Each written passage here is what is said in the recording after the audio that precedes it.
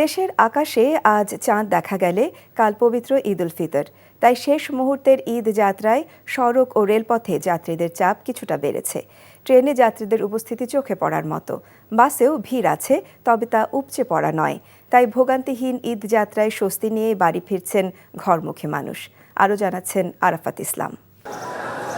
ট্রেনের এই চিত্রই বলে দেয় শেষ মুহূর্তের ঈদযাত্রায় রেলপথে ঘরমুখী মানুষের উপচে পড়া ভিড়।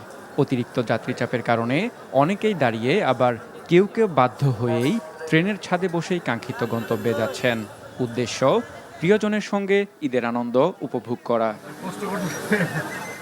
স্টেশনে নারীর টানে বাড়ি ফেরা মানুষের বাড়তি চাপ থাকলেও শিডিউল বিপর্যয় ছাড়াই সময় মতোই ছাড়ছে সব ট্রেন। তেমন ভোগান্তি ছাড়া যাত্রা করতে পেরে স্বস্তিতে যাত্রীরা। এক বছর পরেই যাওয়া হইতেছে, এই জন্য অনেক অনেক আনন্দ। অনেক ভালো লেগেছে, নিরাপত্তায় আসতে পারছি, বসতে পারছি, সিটে বসতে পারছি, কোনো ঝামেলা হয়নি। দাঁড়ায় যাওয়ার কারণ বসার জায়গা নাই, এই জন্য স্ট্যান্ডিংয়ে যাচ্ছি আর কি। যতদিন আমরা চলাফেরা করেছি এই পর্যন্ত এরকম কখনো পাইনি। প্রত্যেকটা জায়গায় সবাইকে টিকিট চেক করে ঢোকাচ্ছে। কমলাপুর ট্রেন স্টেশন পরিদর্শন করেন স্বরাষ্ট্র উপদেষ্টা জাহাঙ্গীর আলম চৌধুরী।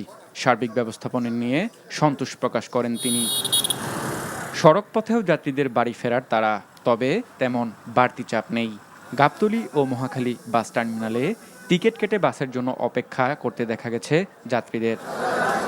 তবে অন্যান্য বারের চেয়ে যাত্রীচাপ কম থাকায় হতাশ বাস কর্তৃপক্ষ। সুযোগ পেয়ে বাড়তি ভাড়া আদায় করা হচ্ছে বলে অভিযোগ যাত্রীদের। রেগুলার 600 টাকা করে যায়, কিন্তু 750 নিচ্ছে এখন ঈদের সময় বলে। কাউন্টারে তো প্রচুর ভিড় আশা করছিলাম, এখন দেখছি না, নিরিবিলি আছে। এখন ঈদের মধ্যে যাত্রী ওই দিক থেকে পুরা গাড়ি খালি নিয়ে আসতে হয়, এই জন্য আমরা আর কম নিতে পারি না, ওইভাবে আমরা ভাড়াটা পোষায়নি। ফেসবুকে দেখেছি ম্যাজিস্ট্রেট আসছে, তাহলে ভাড়া কোথায় কমলো? যাত্রীদের তো চাপ নাই, তো 600 টাকা ভাড়া কিভাবে নেয়? আরাফাত ইসলাম, NTV নিউজ, ঢাকা।